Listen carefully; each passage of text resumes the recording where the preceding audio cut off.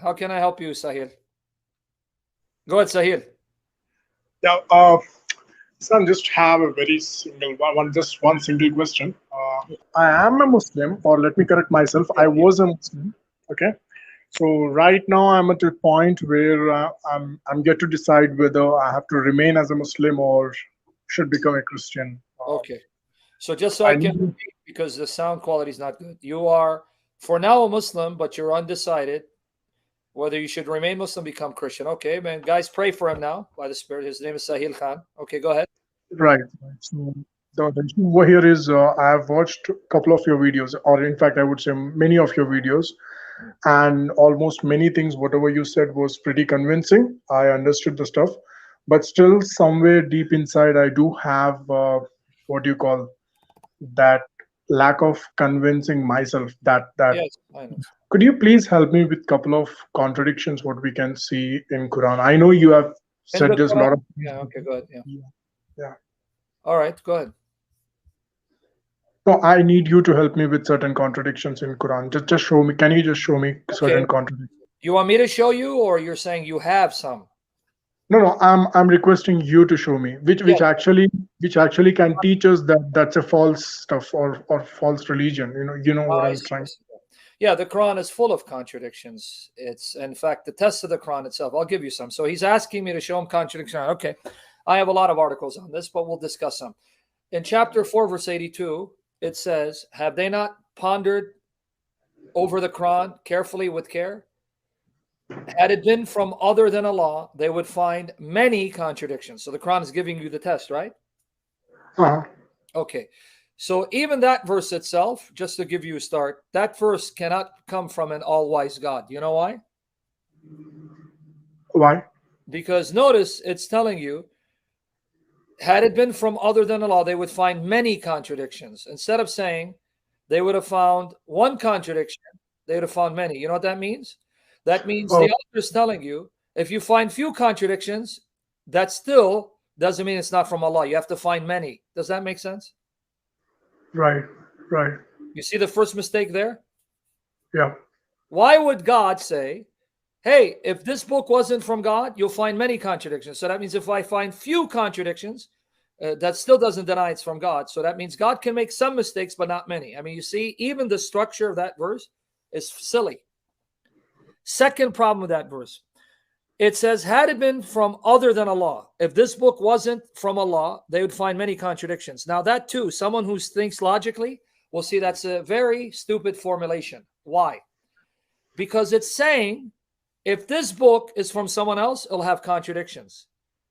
But it's from Allah, it won't have many contradictions. Well, we know that's not true because there are many books in the world that are not from Allah, written by men that have no contradictions. What this verse is saying, if this book had been from other than Allah, then it had many contradictions, meaning that only Allah can produce a perfect book. That's not true. When you read a book on math, it has no contradictions. Does that mean it's from Allah? Because only Allah can produce a book that has no contradictions? No. You see, even the verse that this test shows whoever wrote it is not too smart. He's not too intelligent. Because, number one, why would you say, had this been from other than Allah, they'd find many contradictions, meaning you'll find a few contradictions, and that still doesn't mean it's not from Allah. But if you find many, it won't be from Allah. So is this saying that Allah can make a few mistakes? That's the first problem. Second problem, it says that if this book is from someone other than Allah, it'll have many contradictions, meaning only Allah can produce a book with no contradictions, but that's not true. There are many books you read that are not from Allah that you know have no contradictions, just like a math book. If there you Yeah. read a book on math, does that mean it's from Allah because it has no contradictions? You see, it's silly. No. No. Okay, so you got it. Now, let's talk about other contradictions. You ready? Sure, please. Okay, let me get the Quranic verses ready for you. I'm going to use this browser. Okay, let me just show you. First of all, because Muslims talk about science and scientific theory, right? Yeah. And Big Bang and evolution. All right, so let me just show you this. I'm going to give you just on creation itself, but let me line it up. Chapter 2, verse 29 of the Quran. Okay? So here it is, Surah Al-Baqarah, the chapter of the cow. He it is who created for you all that is in the earth. Then, thumma, then turned he to the heaven and fashioned it as 7 heavens. This is scientifically impossible if you believe in scientific theory of evolution or the origin of the universe, the Big Bang. You cannot have the earth before there is heaven, because the earth itself is contained in the heaven. This earth is in space. And in Arabic, the term for space would be heaven. They didn't have the term space back then. How can you have the earth before there was heaven, before there was space? Okay. Can you just repeat it? You're saying Okay, you cannot me. have both. Okay. Science says, let me just tell you science. Yeah, The please. Big Bang, this explosion, from this explosion, galaxies, universes were formed. So you had an explosion, then you had the universe. Universe, where you have billions of galaxies, billions of stars.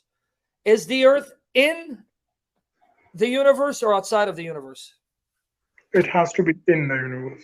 But here it says the earth was there before the 7 heavens. And remember, the Quran in Arabic doesn't have a word for space. The word for space in Arabic would be heaven. Okay, it is. How do we know? Because it says he adorned the lower heaven with lamps, meaning stars. How do you have the earth existing before there was universe? Okay. But let me give you worse. This is just one. So you follow it so far, right? Right. Yeah. Now Yeah. watch now. It says, it is he who created for you all that is in the earth. Then he turned. Thumma. And here's proof. I'm now going to give you chapter 41, verses 9 to 12. Watch this. You ready? Yeah. Okay, 41, 9 to 12. Let's look at it step by step. Chapter 41, verses 9 to 12. Hey, Sure. what do you disbelieve in him who created the earth in 2 days? Count with me. 2 days. And do you set up compeers, partners to him? That is the Lord of all being. And he set therein firm mountains over it, and he blessed it, and he ordained therein its diverse sustenance in 4 days, equal to those who ask. So, one more time. He created the earth in 2 days. Then he created mountains that are firm and the sustenance of the earth in 4 days. Okay? Okay. With me so far? So Yeah. 2 plus 4 is what? 2 plus 4, 6. Okay, now follow here. Now watch 11 and 12. Now watch what he says about the heavens. Verses 11 and 12. Watch here.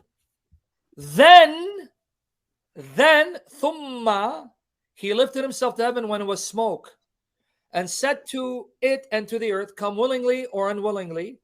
They said, we come willingly. Now notice the confusion. It says, after Allah created the earth and its nourishment in 6 days, then he turned to the heaven when it was smoke. And he said to the heaven as it was smoke and the earth, so the earth is already existing. How can the earth exist when the heaven is smoke, when the earth would have to be included in the heavens? Okay. You see it here, but now it gets worse. They said, we come willingly. So the earth is already there when the heavens still smoke.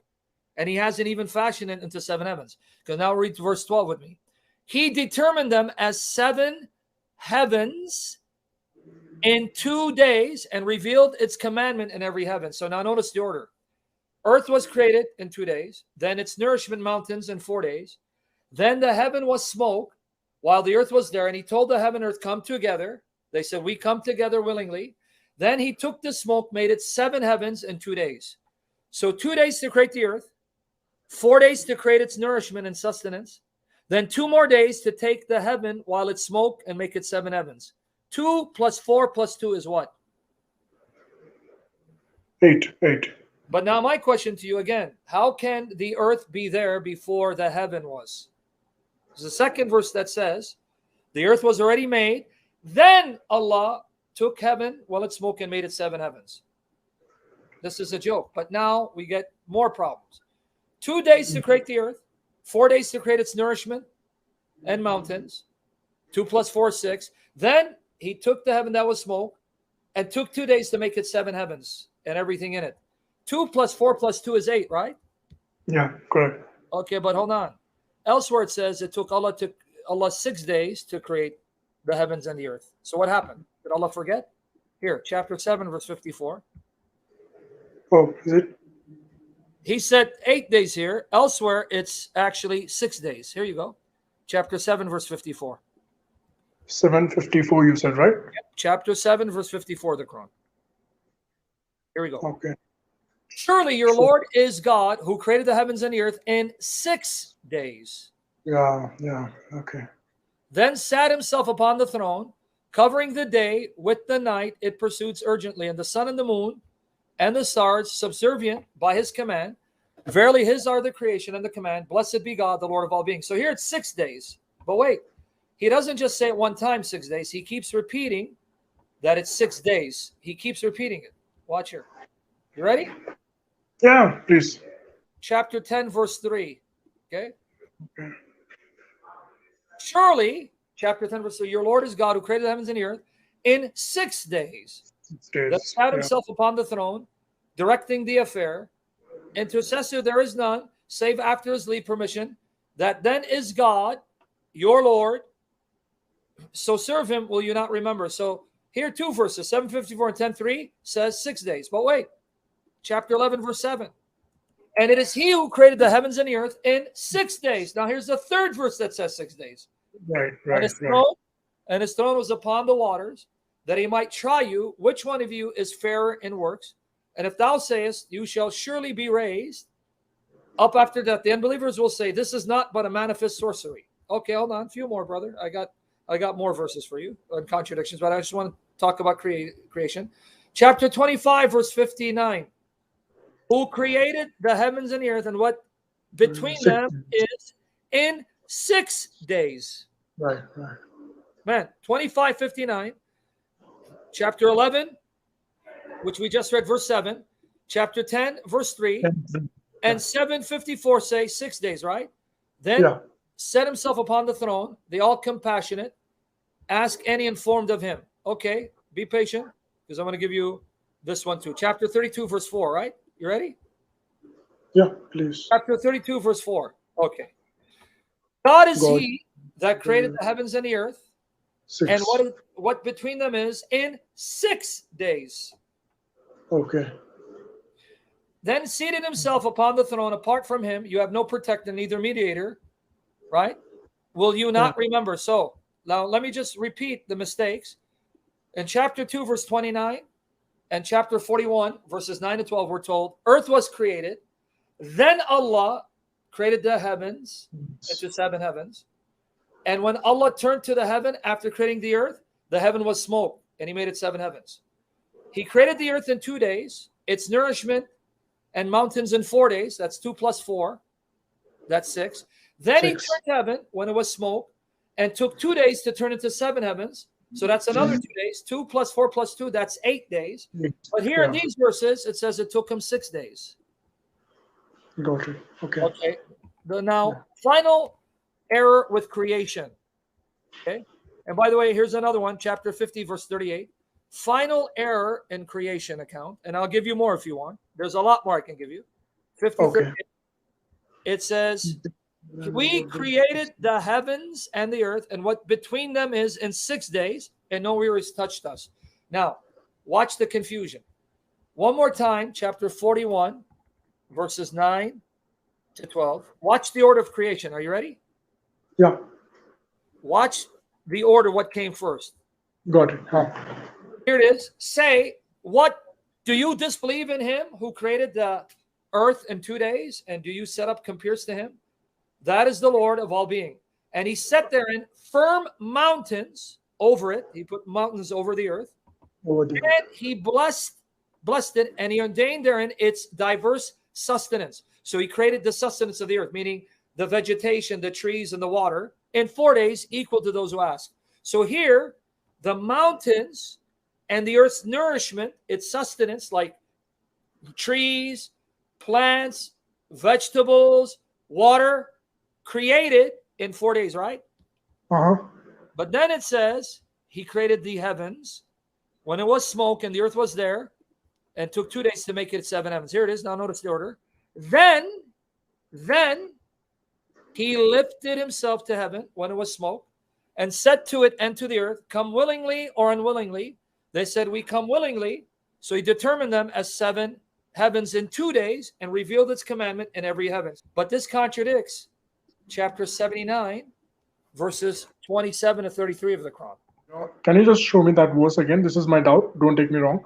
So Yes. in that verse, it says he lifted himself to heaven. So doesn't it mean that heaven was already there and he was Yeah, looking but it up was to? a smoke.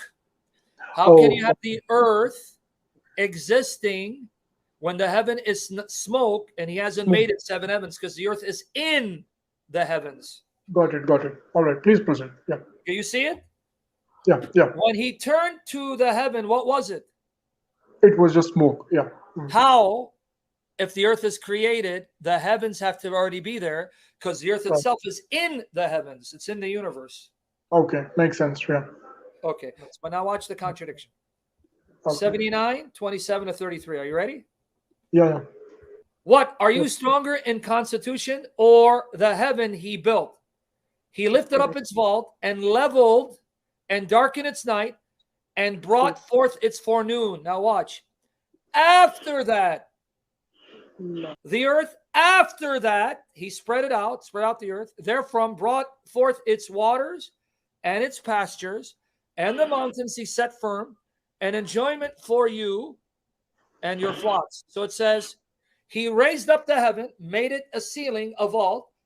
The earth, after that, after he lifted the heaven and turned it into the heaven, only after that he made the earth's sustenance and mountains. Okay. So which came first? Did the heaven already was built like a ceiling, a vault? Then the earth's nourishments, its mountain and water were created after that? Or was it created before the heaven was made into 7 heavens when the heaven was still smoke? It's contradicting. Yeah. Okay, do you want more contradictions? I would love to because Okay. it'll be helpful for me. Okay, let me give you this one too. All right. Sure. Chapter 17, verse 1. Chapter 17, verse 1. Okay. Glory be to him who carried his servant by night from the holy mosque to the further mosque, Masjid al-Haram, and he took him to Masjid al-Aqsa, the precincts of which we have blessed, that we might show him some of our signs. He is the all-hearing, the all-seeing. Okay, number 1. What and where is Masjid al-Aqsa? To be frank, I'm not sure. Exactly. The Quran's not sure because the Quran doesn't tell you. Read this Oh. verse with me carefully to show you how confused the Quran is. It says, he took his servant by night from the holy mosque. In Arabic, it's Masjid al-Haram. What holy mosque? Where? The Quran doesn't tell you. To the further mosque, Masjid al-Aqsa. What mosque? Further from where? It says further mosque. Well, that means it's further from some place. What place? Where is this? Who is this and when? Does the Quran doesn't tell you. What was the chapter name you said? Surah Al-Isra, chapter 17, verse 1. Okay. Chapter 17, verse 1. The Quran doesn't tell you. And that contradicts the Quran itself because the Quran says this book explains everything in detail. No, it doesn't. But we'll get to that. Okay, but I want you to focus on the problem because when you go to the hadiths make it even worse because I've written articles on this. So if you read the verse and I say, Sahil, it says, glory be to him who carried his servant by night from the holy mosque. Masjid al-Haram. What holy mosque? Where? Can you show me in the verse? Okay. Can you show me in the verse what the holy mosque is? No, we don't have that. Yeah. Okay. But then it says, he took him from Masjid al-Haram to the further mosque, Masjid al-Aqsa. Right. Further from where?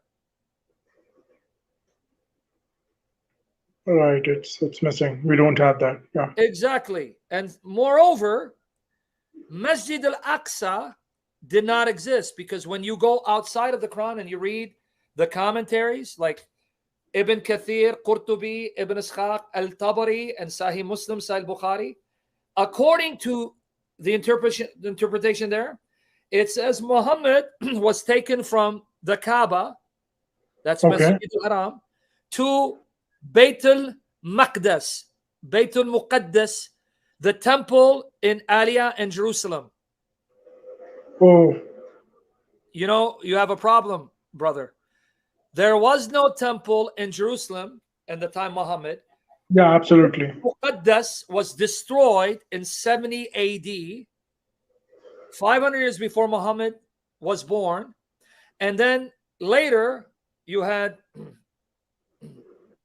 Abdul Malik, who, when he conquered or when he went into Jerusalem, he built what's now called Masjid al-Aqsa, but he did it after 691 AD, 6 years after Muhammad died. So what temple did Muhammad go to when there was no temple that existed at the time? Okay. Makes So perfect where sense. does this come from? If Masjid al-Aqsa is the Baitul Muqaddas, Baitul Maqdas, the holy temple in Aliyah, the name for Jerusalem, because the Romans called it Aliyah, Capitolia, Aliyah Capitolia. There was no temple. The temple was destroyed in 70 AD. But then the mosque called Masjid al-Aqsa was built by Abdul Malik, Okay. after 691 AD. 691 AD, that's 60 years after Muhammad's death. Yeah. Yeah. Yeah, Capitolina. Thank you, guys. Capitolina. So they changed it. The Romans, despite the Jews, changed the name Jerusalem to Aliyah Capitolina, but there was no temple. So what is this verse talking about? Right. It's And let incorrect. me make you a little more confused about this verse. But now let Yes, me sir. make it even more problem for you. Ready? Mhm. Yeah. Watch how unclear the Quran is, because the Quran says it explains everything in details, and I'll give you the ayat in a minute. Now, if I just read the Quran and I said to you, glory be to him who carried his servant. Who's his servant? Should be probably Muhammad. How do you Isn't it? know? Muhammad is never mentioned in that surah, and then later on it mentions Moses, and it makes more sense that Moses is the servant, because yes, Moses did build a tabernacle, Aliyah, but he built a tabernacle. But put that aside. If I Okay. ask you from the Quran, show me who the servant is, you can't show me, right? Right. So whatever I said was just a prediction when I said Muhammad. Yeah. Yeah, now the hadiths tell you it's Muhammad, but with the Quran, you don't know it's Muhammad. But who is Okay. speaking? Who's saying glory be to him? According to Muslims, who's speaking these words? Definitely can't be Allah because he can't say glory be to him. So it Oh, but you have to say it's Allah, because the Muslims say this is the kalam Allah, Allah speaking. But you no, caught that the problem. See, you caught it, guys. How can Allah say to himself, glory be to him? there's no logic. It's absolute nonsense. If Ah, that, no logic, it's nonsense, huh? yeah, absolutely. Like you cannot say glory be to Sam, right? It's someone else who needs to say Speaking, that. yeah, I speak and I say, glory be to Sam Shamoun.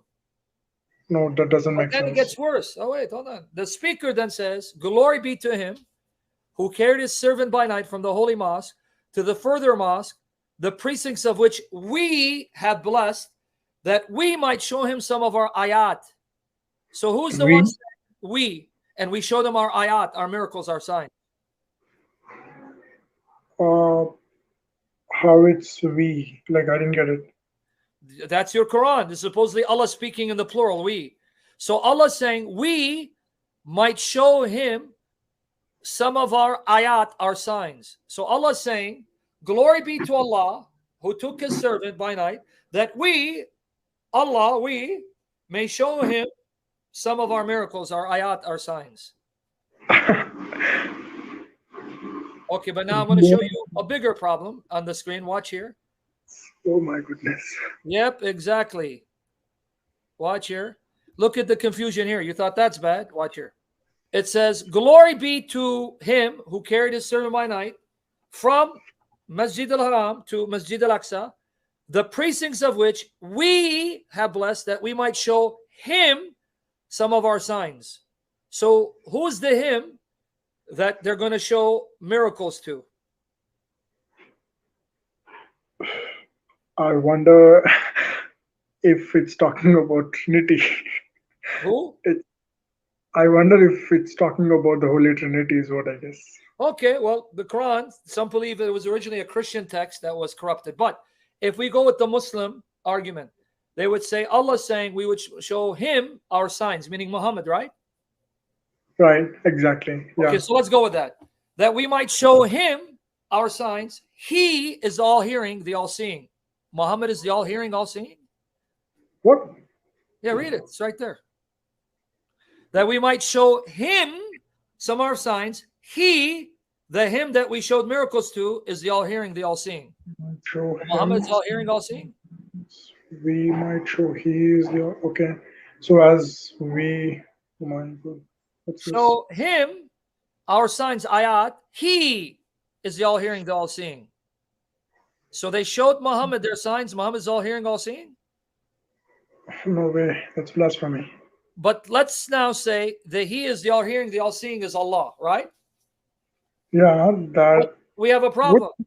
There's Yeah. a problem. Because if you say he is the all hearing, the all seeing is Allah, but then it says we showed him our miracles. Why does Allah Right. need someone to show him miracles? Right. And according to our belief, there's no comparison or any alternative with Allah. So there's no sense in saying we. Like, it's weird. So there you go. So this is a nightmare. How can this be the words of a perfectly communicating all-wise God? It's not. Let me give you one more example, and then let me know. If you don't mind, can you please show me the interpretation of this verse where it says it's Allah who is speaking? Because No, they're confused. They will tell you the him is Muhammad, but the he is the all-hearing, all-seeing is Allah. But wait, where did it change? Show him our signs. Show him he is all-hearing, all-seeing. So the Muslims say, well, no. The him is Muhammad, but he is all-hearing, all-seeing is Allah. Okay, but where did it change? okay, at least according to Muslims, what's this we over here? Can you please help me with that? The Muslims will tell you Allah speaking as a majestic king, his majesty. That he's majestic, we and us and our. But you know why that won't work? Can I show you why? Yeah, please. Okay, so they'll tell you when Allah says we and us, that shows he's like a mighty king, majestic. So the plural shows, that he's majestic. But what does that tell you? That being plural is better than being singular, right? Yeah. You see how they bury themselves? If speaking in the plural shows how majestic you are, that he speaks in the plural, we and us, because that shows majesty, that means it's more majestic to be plural than singular. Ouch. But now, let me show you that won't work. When Allah says we and us and our, we got contradictions. Because here, watch this. Chapter 19, verses 63 and 64 of the Quran. Pay attention to the we. Okay, watch here. Okay. That is paradise, Jannah, which we shall give as inheritance to those of our servants who are God-fearing. So this is supposed to be Allah, right? Because Allah is the one who gives you Jannah and you are his servant, right? Right, absolutely. Okay, but here's where you're going to get confused. That is paradise, which we shall give as an inheritance to those of our servants who are God-fearing. We come not down save at the commandment of thy Lord. To him belongs. Did you catch it? Yeah. Yeah. We do not come down except by the commandment of your Lord. How can Allah be commanded by Muhammad's Lord if he is Muhammad's Lord? To him belongs all that is before us, all that is behind us, and all between that. Wait, the we is Allah speaking. We shall give Jannah as inheritance to our servants. We do not come down except at the commandment of your Lord, and to him belongs all that is before us and all that is behind us. How can Allah speak in the plural and then refer to a Lord that commands him and orders him? So you want me to give you more contradictions? I have a few more. I guess you fed me more, but it's really tough. Okay, let me give this one. This one is one of my favorite because this is a nightmare too. Chapter 30, verses 1 to 4 of the Quran. Now notice, this is supposedly a prophecy. Aleph, Lam, Mim. The Greeks, Ar-Rum, the Romans, have been vanquished, defeated in the nearer part of the land. And after their defeat, vanquishing, they shall be the victors in a few years. To Okay. God belongs the command before and after, and on that day the believers shall rejoice. Chapter 30, verse 1 and 4. Okay, let me ask you some questions. You ready? Yeah. It says the Greeks were defeated in the nearer part of the land. What land? Where? No. Okay. What land? Where? Oh, yeah, yeah. So this points to again that verse which is Quran is all clear, right? Okay. Yeah, Okay. because the Quran says it's clear and it's not. So, number one, what land? Near what land? It says a nearer part of the land. The near part of what land to what land? So Number two, does who this defeated them? information like in the above verses that doesn't that mention the land? What land is it? Where?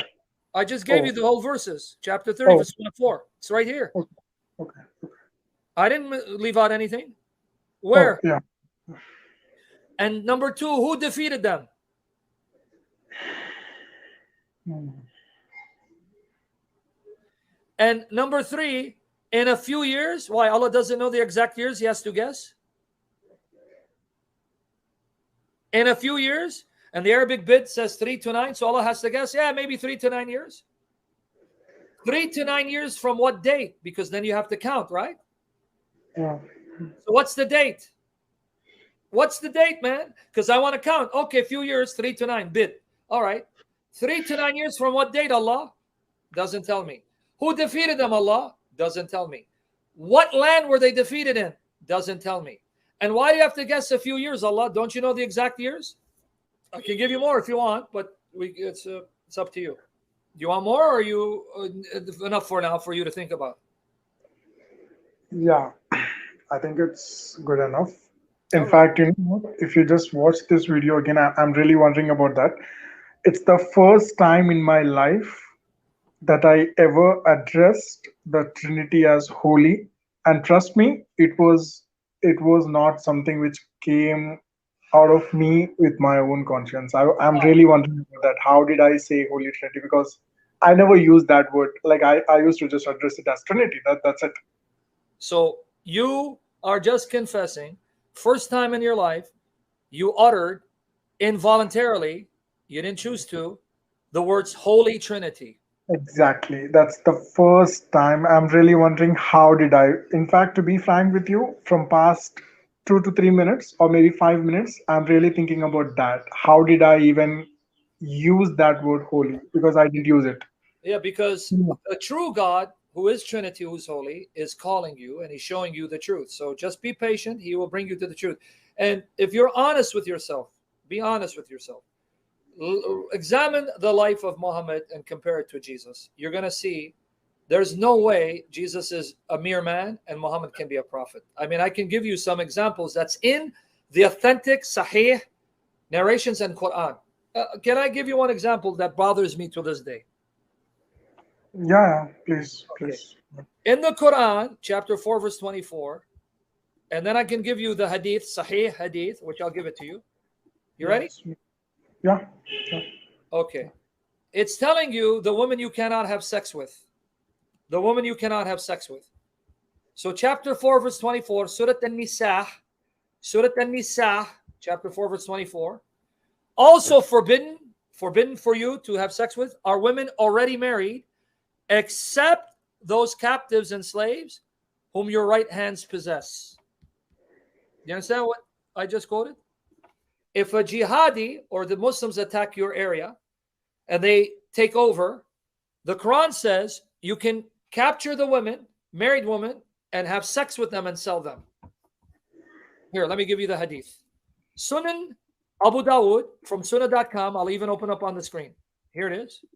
Abu Sayyid al-Khudri said the Apostle of Allah sent a military expedition to Autas on the occasion of the Battle of Hunain. They met their enemy and fought with them. They defeated them and took them captives. Some of the companions of Apostle of Allah were reluctant to have relations with the female captives. Why? Read, because of their pagan husbands. So they caught females whose husbands were still alive. And so the Muslims didn't want to have sex with them. They're embarrassed. So Allah, the Exalted, sent down the Quranic verse, and all married women are forbidden unto you, save those captives whom your right hands possess. This is to say that they are lawful for them when they complete their waiting period to make sure they're not pregnant. And what's the grading here? Watch the grading. Sahih. So, Sahih. man, I quit, man. You say That's what? enough. I quit. Just that's enough. You quit Islam? Yep. Glory to the Father, Son, and Holy Spirit. You quit Islam. Yep. It's time. So It's you time. But renounce Muhammad. absolutely. You believe Muhammad is an antichrist, false prophet. Yeah, it's pretty clear. Yeah. Okay.